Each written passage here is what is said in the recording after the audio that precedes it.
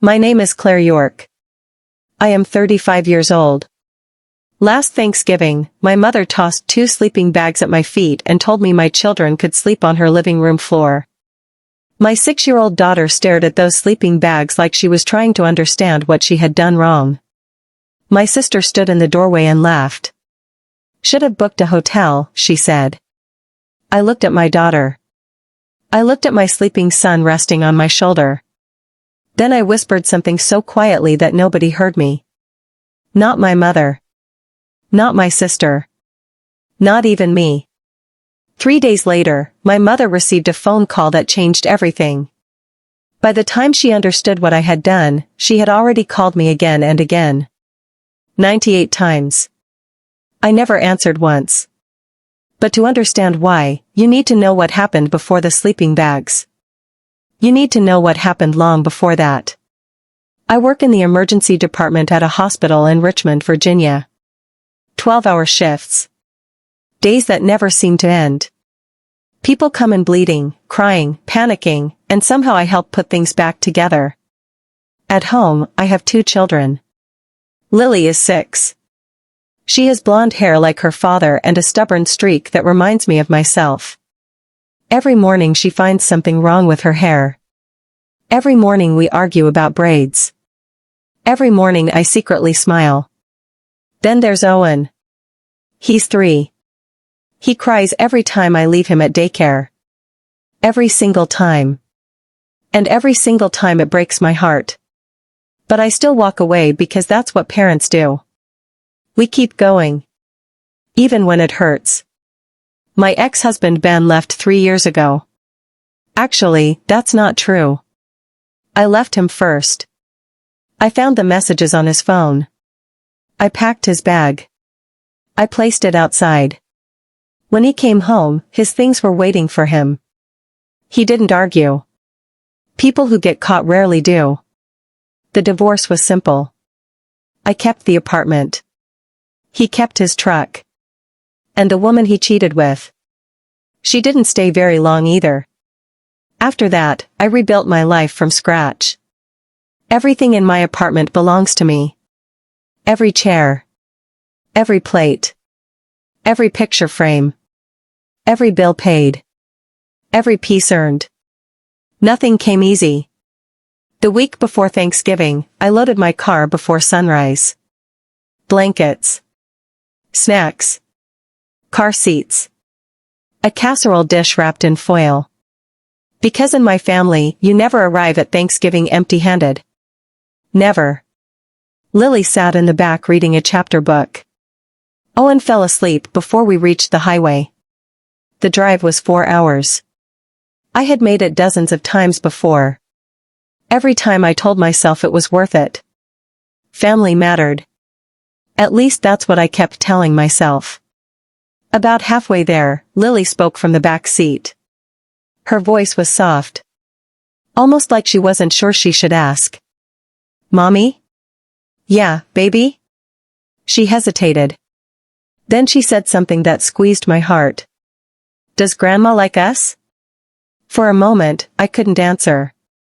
My hands tightened on the steering wheel. I looked at her in the mirror. She stared out the window. Waiting. I forced a smile. "We're almost there." That was all I said. Because sometimes parents don't have answers. Sometimes we just keep driving. My mother's house sits at the end of a gravel road outside Bridgewater. The farmhouse has been there forever. White walls. Green shutters. A wraparound porch. My father built part of it himself. He loved that house. He loved building things. Fixing things. Taking care of people. He died 4 years ago after a stroke. One moment he was eating breakfast. The next moment everything changed. The house never felt the same after he was gone. Neither did my mother. I pulled into the driveway around 9:15. My sister Paige's SUV was already parked in the best spot. The closest spot. Of course. I parked near the fence. When I stepped out, I smelled ham glazing in the oven. Brown sugar. Cloves. Thanksgiving. The smell instantly brought back memories. When I was little, I used to stand beside my mother while she brushed glaze across the ham. She'd smile and say, "Brush slowly, Claire. That's where the love goes." Back then I believed her. Back then things felt different. I carried Owen. Lily grabbed her backpack. We walked inside. The front door stood open. I could hear voices in the kitchen. My mother's laughter. Paige's laughter. Neither one came to greet us. Owen hurried toward the kitchen. "Gamma."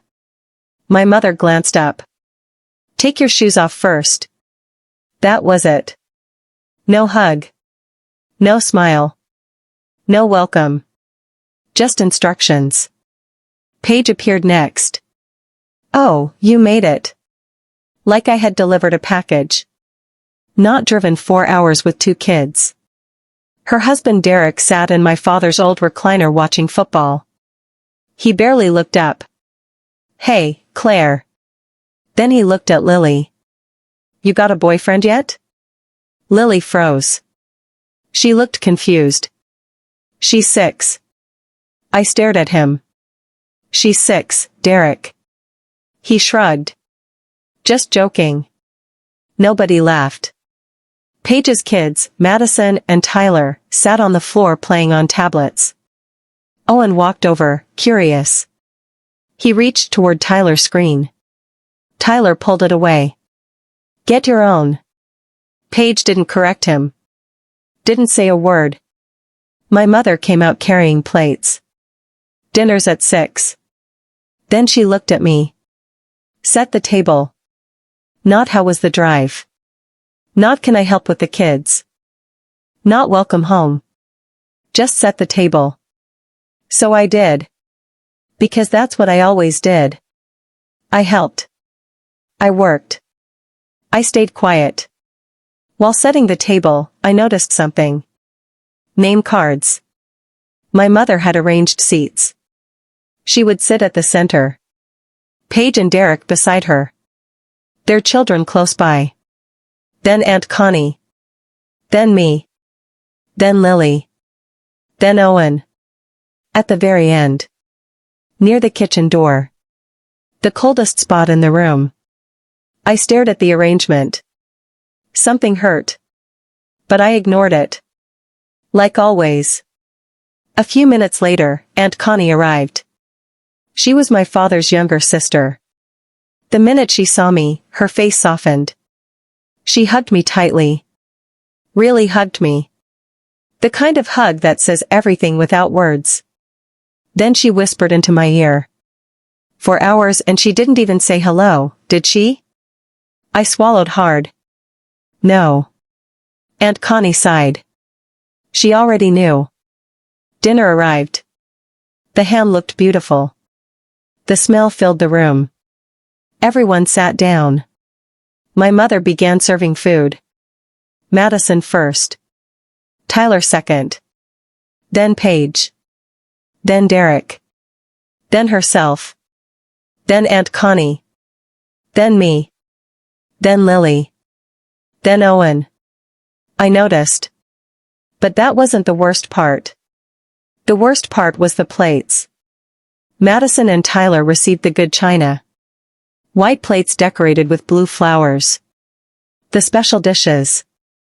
The family dishes. The ones we only used for important occasions. Lily and Owen got plastic dinosaur plates. The cheap children's plates. My daughter was 6 years old. She knew how to eat from a normal plate. She had been doing it for years. But somehow my children weren't important enough. Again, I said nothing. I cut Lily's food. Helped Owen. Smiled when necessary. Pretended everything was normal. Then my mother said something that hurt even more. She placed a hand on Paige's shoulder. "This one has been my rock since Harold passed away." Harold. My father. Don't know what I'd do without her. Paige smiled proudly. I waited. Surely she'd mention me too. Surely she'd say something. Anything. She didn't. She moved on to another conversation. Like I wasn't sitting there. Like I didn't exist. Across the table, Aunt Connie caught my eye. She slowly shook her head. She saw it too. Everyone saw it. Nobody said anything. That night, after dinner, things got worse. Much worse. It was around 8:30. Lily was exhausted. Owen had fallen asleep on my shoulder. I found my mother in the hallway. "Mom, where are we sleeping?" She didn't even look up. "Paige gets the guest room." I waited. Then what? She opened the closet. Pulled out 2 old sleeping bags. The same ones my father used for camping years ago. Without hesitation, she tossed them toward me. They landed at my feet. Thud. The sound echoed through the hallway. My stomach dropped. Lily stared at them. Then she looked at me. Then back at them. On the floor, "Mommy?" My mother was already walking away. "The living room floor is fine." Like it was completely normal. Like she wasn't talking about her grandchildren. I stood frozen. Owen slept against my shoulder. Lily's eyes filled with confusion. I wanted to say something.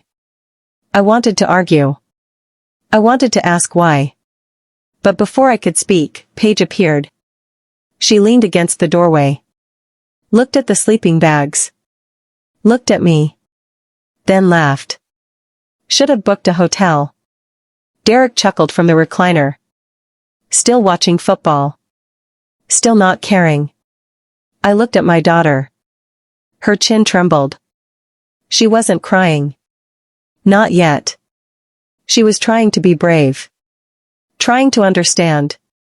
Trying to convince herself this was okay. That hurt worse than tears. I slowly knelt beside her. "It's okay, baby." Was it? No. But I said it anyway. Because that's what mothers do. We protect. Even when we can't fix things. I unrolled the sleeping bags. The rough nylon scraped across the hardwood floor. Owen stirred in his sleep. I tucked my jacket around him.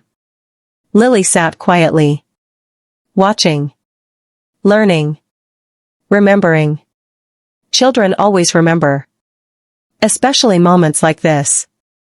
Paige disappeared into the guest room. I saw fresh sheets. Soft blankets. A tray with cookies. Glasses of water. Everything prepared perfectly. For her. The door closed. The light went out. And my children slept on the floor. That night I couldn't sleep. My back hurt. My heart hurt more. The grandfather clock ticked in the hallway. Tick. Tick. Tick. Every second felt louder. Finally, I got up and went to the kitchen. My mother stood at the sink. Washing dishes. "Mom." She didn't turn around. "Lily asked me something today." No answer. She asked if Grandma likes us. My mother's shoulder stiffened. That's ridiculous. Then why are my children sleeping on the floor? She finally turned around. Her face looked tired. But not sorry. "Paige helps me." "So?" "She comes every week." "So?" "She takes me places. She brings groceries." I stared at her. "I'm 4 hours away." Exactly. That one word hit harder than anything else. Exactly. As if distance erased love. As if working nights erased family. As if raising 2 children alone didn't matter. I felt something change inside me. Something quiet. Something permanent. This wasn't about sleeping bags. It wasn't even about Thanksgiving. It was about years. Years of being less important. Years of giving more than I received. Years of being invisible. And as I walked back to the living room floor and lay beside my children, one thought repeated itself over and over. This isn't love. It's a hierarchy. And I was finally done climbing it. The next morning, I woke up with a stiff back and a heavy heart. The hardwood floor had left aches all through my body. Owen had cried during the night because he was cold. I had wrapped him in my coat and held him against my chest until he fell asleep again. Lily was still sleeping when I got up. Her chapter book was tucked under her head like a pillow. I stood there looking at her. A 6-year-old child sleeping on a living room floor in her grandmother's house. Something inside me hurt. But something else was waking up too. Something stronger. I walked into the kitchen. My mother was already there making cinnamon rolls. The smell filled the room. For a second, it took me back to childhood. Saturday mornings. Warm kitchens. Sticky fingers. Happy memories. Then Lily walked in. Her hair was messy. Her eyes were sleepy. She smiled at her grandmother. "Can I have one, Grandma?" My mother didn't even look up. "Those are for Madison and Tyler." Lily's smile disappeared. "There is cereal in the pantry." "Okay." That was all she said. She got a bowl. Poured herself cereal. Sat quietly. Didn't complain. Didn't argue. Didn't ask why. And somehow that hurt even more. Because my daughter already expected less. At 6 years old. She had learned not to expect kindness. Not from her grandmother. I stepped outside. The cold air hit my face. I sat in my car. Hands on the steering wheel. Trying to calm down. Then I pulled out my phone. Scrolled to a saved contact. The Millhouse Inn. I pressed call. A cheerful woman answered. "Millhouse Inn, how can I help you?" I swallowed. "Hi. This is Claire York. I'm calling to confirm the reservation for December 14th. One moment. A few seconds passed. Then she returned. "Yes, ma'am. Everything is confirmed." I thanked her and ended the call. Then I sat there staring through the windshield. $3,200. My money. My credit card. My reservation. For a birthday party my mother didn't even know I was planning. For 3 months, I had been secretly organizing my mother's 65th birthday celebration. Not a small dinner. Not a simple cake. A real event. 42 guests. A beautiful venue. Catering. Flowers. Music. Photographs. A custom cake. Family flying in from different states. Every detail carefully planned. Every detail paid for by me. Nobody knew. Not even my mother. I wanted it to be a surprise. I wanted her to feel loved. I wanted her to walk into that room and realize her family cared. I never wanted credit. I just wanted her to be happy. The party cost over $8,000. $8,247. I worked extra shifts to pay for it. Night shifts. Weekend shifts. Holidays. While other people slept, I worked. While other people relaxed, I worked. Every dollar came from sacrifice. I even crossed winter coats off my budget. New coats for Lily and Owen. Gone. Because I wanted to give my mother something special. I chose her happiness over my own needs. And now my children were sleeping on her floor. That afternoon, more family arrived. Everyone talked. Everyone laughed. Everyone complimented Paige. Nobody mentioned me. Nobody knew. Aunt Connie found me sitting on the porch. She handed me a cup of coffee. Then she sat beside me. For a while, neither of us spoke. Finally she sighed. "This isn't right." I nodded. "I know. Your daddy would have hated this." Tears filled her eyes. Mine too. But neither of us cried. We didn't need to. The truth was already painful enough. That night, Lily whispered from her sleeping bag. "Mommy?" "Yeah, baby?" "My back hurts." I looked at her. At her little face. At her uncomfortable position on the hard floor. And suddenly something clicked. Not anger. Not revenge. Something quieter. Something stronger. A decision. A final one. I leaned close. "Pack your things, baby." She blinked. "Right now?" "Right now." She nodded immediately. No questions. No complaints. Just trust. The kind of trust children place in parents. The kind that should never be broken. I lifted Owen. Still asleep. Still warm. Still innocent. Lily grabbed her backpack. We walked through the dark house. Past the guest room. Past the grandfather clock. Past everything. Nobody stopped us. Nobody even knew. Outside, cold air rushed across my face. I loaded the children into the car.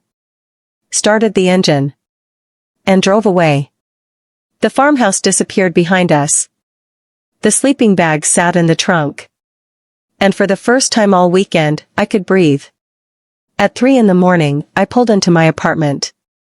I carried Owen inside. Then Lily. Both children were tucked into their own beds. Soft blankets. Warm pillows. Safe. I stood in the doorway watching them sleep.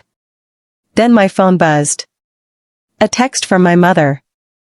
"You left without saying goodbye." That was rude.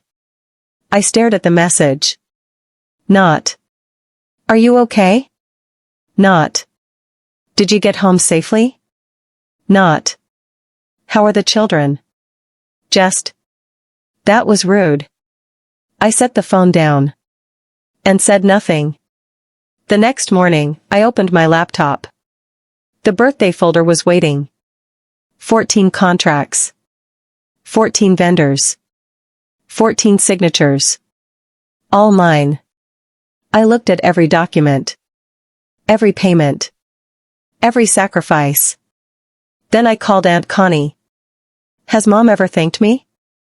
The silence on the other end lasted a long time. Finally she answered. "No." My heart sank. Aunt Connie sighed. Last week she told people Paige planned the birthday party. I closed my eyes. Paige. Not me. After everything. She thought Paige had done it. Aunt Connie listened quietly while I explained everything. The venue. The catering. The cake. The flowers. The invitations.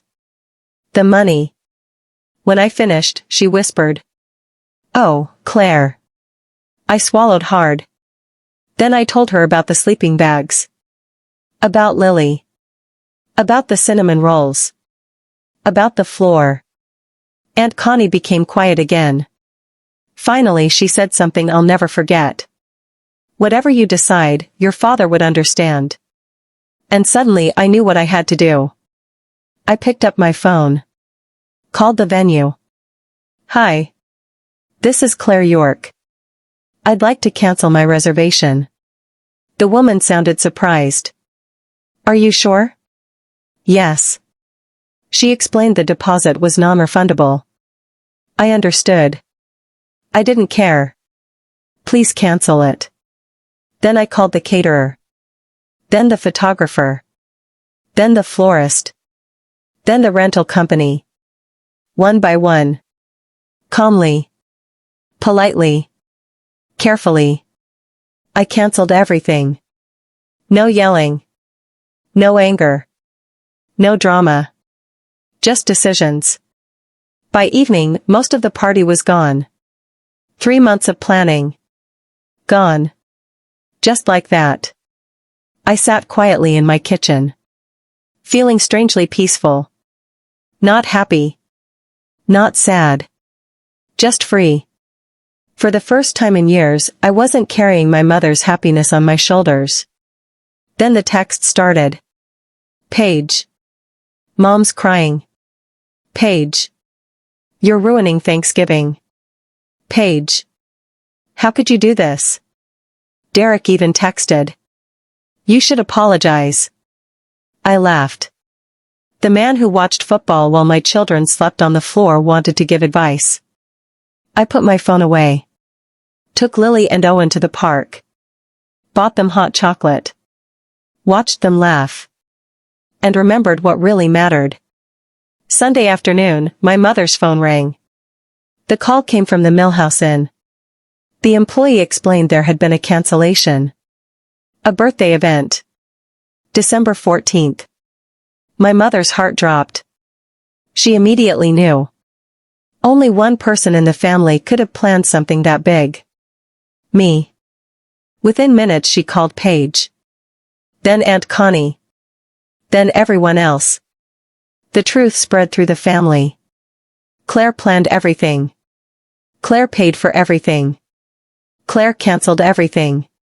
And suddenly everyone understood. My phone started ringing.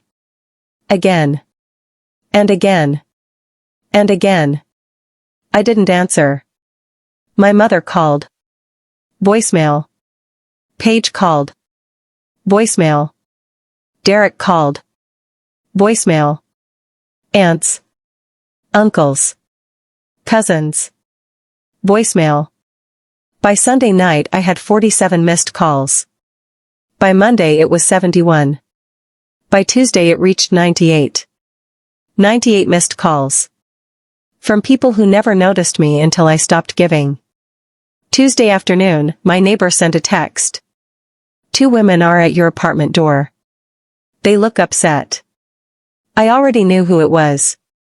My mother. And Paige. When I arrived home, they were waiting. My mother looked angry. Paige looked nervous. The moment I stepped out of the car, Paige rushed toward me. We've been calling. I know. I took the kids inside first. Got them settled. Then returned to the living room. My mother sat on the couch. Paige stood behind her. Waiting. Demanding answers. You canceled my birthday party. My mother exploded. How could you do this? I stayed calm. The same calm I use in the emergency room. You threw sleeping bags at my children. Paige immediately jumped in. Mom threw them. Not me. I looked directly at her. You laughed. Silence. You told me I should have booked a hotel. Paige looked away. For the first time, she had no answer. Then I brought out the folder. The contracts. The receipts. The proof. One by one, I placed them on the table. The venue. The catering. The cake. The flowers. The photographer. Every payment. Every signature. Every sacrifice. My mother stared at the paperwork. Speechless. I crossed winter coats off my budget for this. I pointed toward the refrigerator. The spreadsheet was still there. The red line crossing out winter coats. My mother's eyes locked onto it. Then she looked at me. Really looked at me. Maybe for the first time in years. You never asked who paid. My voice remained calm. You never asked who planned it. Silence. You never asked how I was doing. More silence. You just assumed. Tears filled my mother's eyes. For the first time, she looked ashamed. Then she whispered something unexpected. I'm scared. The room became quiet. She twisted her hands together. Since your father died. I'm scared all the time. I listened. Paige is nearby. She visits. She helps. I nodded. I know. Her voice broke. If I lose her, I'll be alone. And finally I understood. Not the behavior. Not the favoritism. but the fear underneath it. She wasn't choosing Paige because she loved her more. She was choosing the person closest to her. The person she thought wouldn't leave. But understanding wasn't enough. I looked at her. Then I spoke clearly. My children deserve beds. She nodded slowly. My children deserve kindness. Another nod. And I deserve respect. Tears rolled down her cheeks. She couldn't argue. Because she knew I was right. What do you want? She asked. I took a deep breath. I want a grandmother who treats all her grandchildren the same. Silence. I want someone who asks about my life. Silence. I want a relationship that doesn't require me to earn basic kindness. More silence. Then my mother lowered her head. For the first time, she had no defense. Eventually they left. The door closed. The apartment became quiet.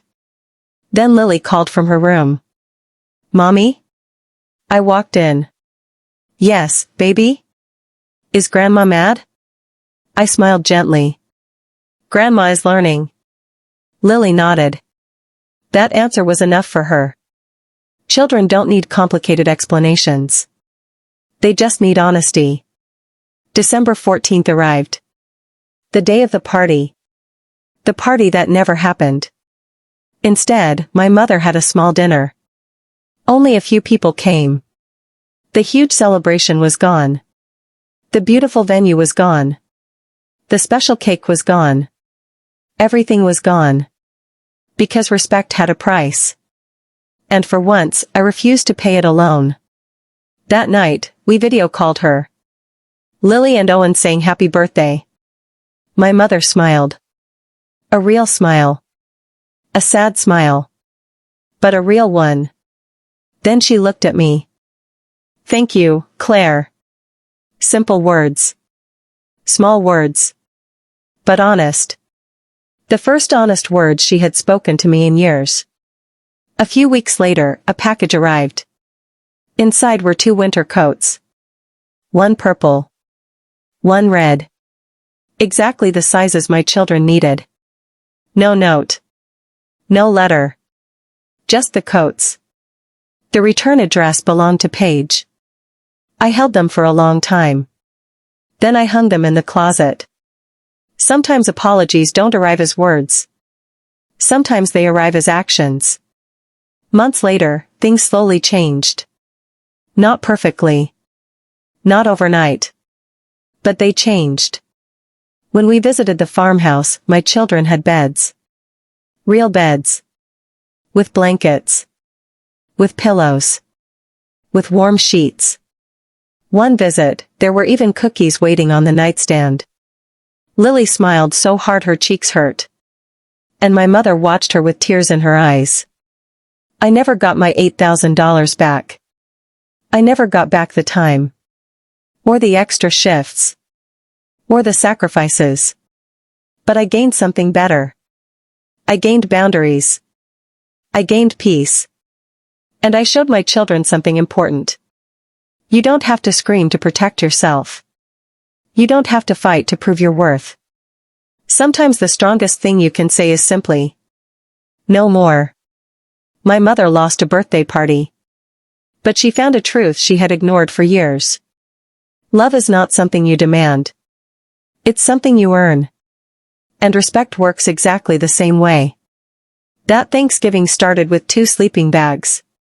But it ended with something much bigger. A family finally seeing the daughter who had been carrying them all along.